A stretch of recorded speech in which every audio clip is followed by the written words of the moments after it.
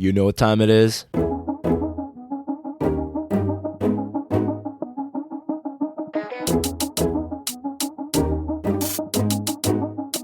It's mime time.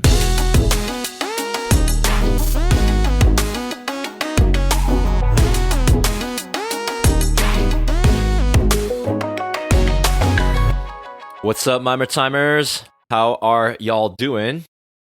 You can't really respond right now. This is kind of like a one-way show. You know, this is a podcast, and I am the podcaster. Welcome to Mime Time, a show where we talk about the Asian diaspora experience, overcoming our identity struggles in order to become the best version of ourselves. Although this particular episode won't necessarily deal exactly with those topics. Do you know what time it is? It's story time with Mime Time. Oh, baby. So I asked you how y'all are doing, and since you motherfuckers didn't say shit, I'll tell you how I'm doing. I am freaking exhausted right now because I went on this awesome trip down to Busan. To give you some background, some contrast, Seoul, the most populous city in the country and the capital, is located in the northwest. But if you take a 2.5-hour train ride on the KTX or a 1-hour plane flight down to the southeastern part of the country, you'll go to Busan, which is the second most populated city, and again, in the southeastern part. It's really not that far away, but it's a whole nother huge big city right next to the beach. I don't know, you might call it the Miami of Korea, although I've never been to Miami. I can only imagine. Busan has, these beautiful skyscrapers, a beautiful skyline, lots of seafood, markets, nightlife, nice restaurants and cafes, their own culture and dialect. Sometimes I think, man, it would be nice to live in Busan for like a month or 3. Over the years, I've gone many times for work at Bexco, which is their huge-ass convention center. For contrast, in Seoul, Gangnam, there is COEX. In Busan, it's called Bexco. I think in the city of Daegu, their convention center is called EXCO. And in the city of Ilsan, which is next to Seoul, they call it Kintex. I mean, I've been to all these different exhibition centers or whatever, like all over the country. So anyways, I went to Bexco in Busan this time, not for work, but for networking at Busan NFT 2021. It's really interesting because Busan is trying to become like this digital hub for blockchain. And there's so many things for me to talk about. Basically, it's a really exciting time. And the timing is very auspicious because the social distancing rules have just been lifted. And so restaurants and bars, which were supposed to close by 10 p.m. on any given night, are now open for as long as they want to be. Like here in Korea, people still have to, not be all smushed up together, and there's still like social distancing rules to observe. But if you're vaccinated, like it's not really a big deal. And like places are open all night now. It's basically just like old times pre-COVID, except people wear masks and they're not as crowded in places. And people will do QR code check-ins at whatever restaurant or establishment they go into. So going to the event, I got a real taste of what the future of this crazy, stupid COVID world looks like, y'all. I mean, people still wear masks. People still use hand sanitizer or whatever. Get their temperature checked, but Bexco was really busy. I mean, it's a huge 4-story building, and there are 2 of these big buildings, so I mean, not all 4 floors were filled, more like the first floor, but it was still a lot of people in one place at a given time. So, I don't know, cautiously optimistic that maybe as more people get vaxxed and restrictions let up domestically and who knows, worldwide, internationally, who knows what the next couple of months will hold. Maybe people will be able to have freedom of movement again, like pre-COVID. When I flew out early Thursday morning to get to Gimpo Airport, I was shocked that there were so many people. I hadn't flown domestically for 9 years. So if I ever flew, it was always from Incheon Airport to some other part of the world. But this is my first time, I think, flying from Seoul Gimpo Airport to Busan Kimhae Airport. And it was 6:30 or something, 6:45. My plane was at 7:15. And I thought, okay, for a domestic flight, it's something you can just show up 30 minutes in advance. But my friend warned me, oh, Mime, you should go an hour and a half in advance because you don't know if there's going to be a lot of people. I'm like, there's probably not going to be a lot of people, whatever, COVID, internet, it's a domestic flight and blah, blah, blah. But little did I know, I actually got a text message, but sometimes I don't understand everything in Korean when I get a text message, like from the airline. And there were so many people. Thank God I only had like a small knapsack filled with like, a couple changes of clothes and my laptop and whatever. And I didn't have to check in a huge luggage case or anything because it was packed. I thought, oh my goodness, I'm going to miss my flight. But I was able to get through the whole customs and check-in process pretty easily and fly at, 7:15 or whatever down to Busan, sleep on the plane ride over, arrive at Kimhae, and then take an hour long commute. But the airports were busy is what I'm trying to say. And they were, everyone's wearing masks and using hand sanitizer. But like that plane ride from Gimpo down to Kimhae to go to Busan, like it was full. So within Korea, there's a lot of traveling going on. Fingers crossed that like in a week or two, the numbers don't spike up and we're on lockdown again. And the funny thing about this trip from Gimpo to Kimhae Airport near Busan was that it reminded me of the last time I flew on a plane, which was February of last year when I took a 2-night trip, like a 2-day, 2-night trip from Incheon to Reno, Nevada, which was the shortest international flight of my life. And here I was in Korea, flying from Seoul, Gimpo to Busan, and also like carrying the same bag, a laptop, and like a change of clothes, but wearing my suspenders and my bow tie.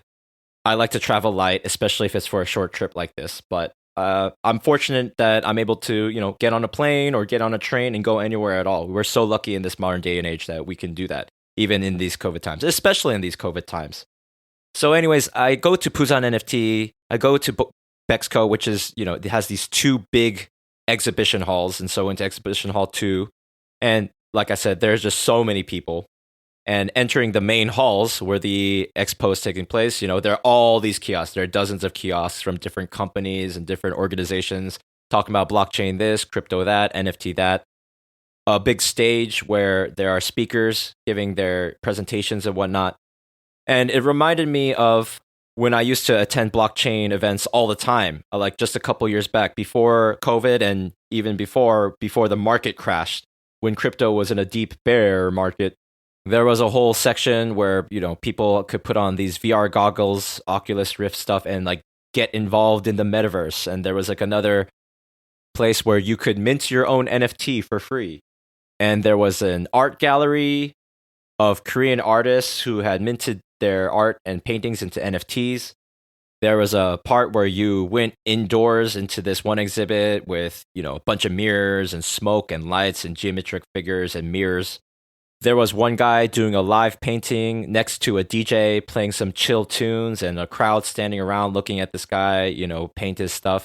And I think maybe at the end of that painting, he minted it into an NFT or something like that. And if you don't know what an NFT is, well, let's get to that in a minute.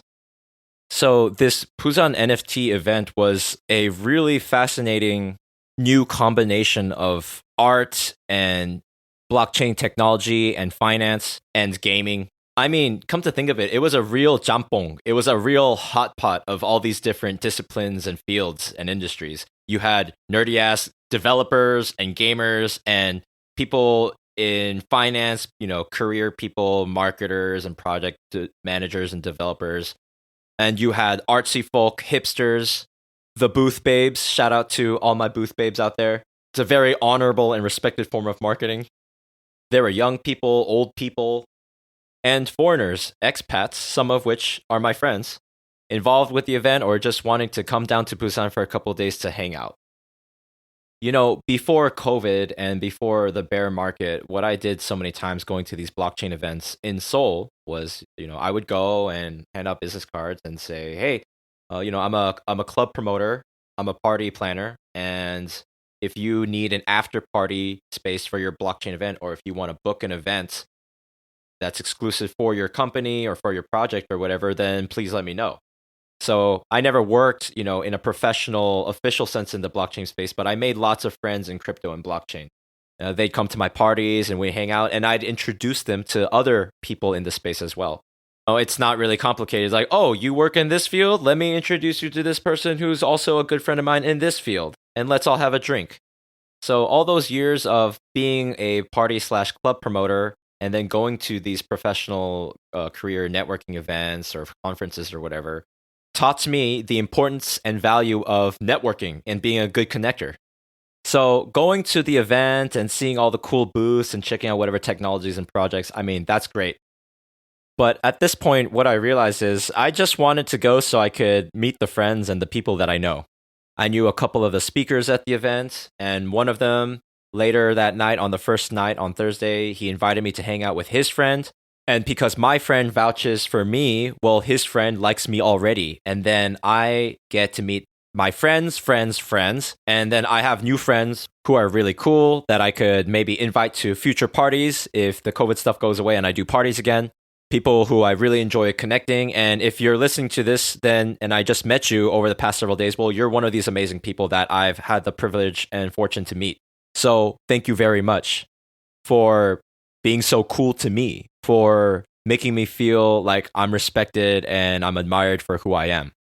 After all these years of being a club promoter or a party promoter, and even getting involved in this space, I still deal with imposter syndrome. And I think this is something that's just not going to ever go away.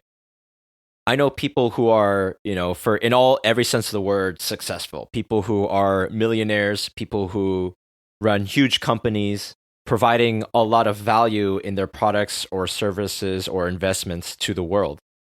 So sometimes I find it kind of weird. And if you're listening to this, you may very well be one of those people who I admire and respect very much. Whether we just met at Busan NFT a couple days ago or I've known you for years, there's a part of me when we spend time together, my mind tells me like, you're not good enough. There's a part of me that thinks like, I don't deserve to hang out with these people who are really super cool and nerdy, super cool, super nerdy, super rich, movers and shakers in their respective industries. How can I ever be as awesome as you are? I don't know if this even makes any sense now that I'm talking about it, but I mean, I know I have a lot of value to offer the world, and I am not even anywhere near my full theoretical potential when it comes to making an impact, whether it's with this podcast, whether it's financially. I do believe in my own merits more than ever, juggling 4 to 5 different things at once these days, this podcast being one of them, a couple other part-time jobs, my own company with my partner. I suppose someone listening to this right now who's like 20 or 15 years old, they might look at me like, if you could actually look at my day-to-day, week-to-week life, it's pretty fucking awesome. Like the things that I get to do, the people that I get to spend time with, and the day-to-day experiences I have, the things that I get to learn about myself, my life, about finance, about the society, about my past, about my present and future, thinking about all these things and then taking action to build a better future. I'm a really lucky, fortunate guy. And I know that I'm hustling and doing the best that I can. And I know that I believe in myself. So someone, like I said, who's 20 or 18 years old looking at me might envy me. If you're at that age and you don't feel like, like you could accomplish anything or that you don't have any value. But I want to say that I was just like you. I didn't think that at the age of 18 or 20 or 15, like I didn't think that I was capable of doing anything, that I wasn't worthy of love or affection or attention or like the friendship and companionship of good, amazing people. I mean, I just genuinely love my friends and my friends' friends as they become my friends. And if you're listening to that, that's probably, if you're listening to this, there's a chance it may be you. So, I booked this cheap $20 guest house, double room. It's just a simple, clean room. And I don't need to stay in a bougie ass palace for a couple nights. I prefer to save my money. But then I go meet up with a couple of my youngs, or go to the place where my friend booked a really nice place, like the most bougiest like palace residence ever, with a glorious view of Haeundae Beach of the city of over the city of Busan. It's just a mind blowing view, like the best view I've ever seen of Busan, if not Korea, of a city in Korea. The people that I end up knowing are happy to share their experiences with me and treat me to really nice meals, buy me nice drinks, which I'm super grateful for. And it makes me feel kind of bad at times. It makes me feel Oh, like, oh, am I being a leech? Like, what value do I have to offer these people? I'm an imposter. I don't deserve to be here. I don't belong here. These people are way cooler and richer than I am. I mean, this whole imposter syndrome thing, maybe it deserves its own episode or maybe its own podcast. But I feel like this whole story of me going down to Busan for this NFT event really brings this point out. Why do I go? Why did I go? Where do I belong? Where do I fit in? Who are these people? What can I do for them? What kind of fun can we have together? What kind of connections we can make? What can we make? What kind of value can we exchange? Half of life is really just showing up, just being an interested person who shows up time and time again, always smiling, always wanting to, I don't know, serve other people and make people feel good and find some way to offer value, ask questions, be curious, get involved, and then take some sort of action. Just that sort of energy and drive will make people remember you, even if you're not necessarily involved in their space or their particular project or industry. And if you do that enough and people kind of remember who you are and you build a good reputation, like when people think of you, they smile, and when they see you, they're happy to see you, then what happens, not just in blockchain or nightlife entertainments, but just any industry, it's like people just throw jobs at you. People just want you to work with them or for them. Because at the end of the day, people want to work with people that they enjoy spending time with, maybe ideally people that they care about. So the takeaway that I can give you, my dear listener, for me going on this Busan NFT trip and like my past blockchain crypto event attending experiences and being a club party promoter and all that, is just to be of value in any way that you can and make people feel good, make people smile, make people laugh. And eventually people want to throw jobs or give value to you in some other way. And you got to believe in yourself, or else how do you expect other people to believe in you? I'm a people person. I'm a club promoter / party promoter on hiatus, I guess. So the whole Busan NFT trip was just an excuse for me to get out of Seoul and hang out with the people who I all knew from Seoul anyways. It's just an excuse to get out of the city, check out some cool NFT, future of tech, finance, art type shit, feel like I'm a part of something, have nice lunches and dinners with movers and shakers in the industry, crack jokes, share stories, like give my spiel about my podcast, hear what they're passionate about, hear their stories, and just enjoy the moment and the company of the people. Because after all these years, I mean, what the fuck do I know about blockchain and tech and finance, crypto and NFTs? NFT stands for non-fungible token. It's a token that's on a blockchain that can be sold and traded, but you can't trade it like Ethereum or Bitcoin, but you can use crypto to buy it. And then you have this piece of data that's uniquely tied to a digital file like an image or an MP3 file or a GIF or a video. And so this is a way of saying that you have this unique exclusive digital ownership over an item.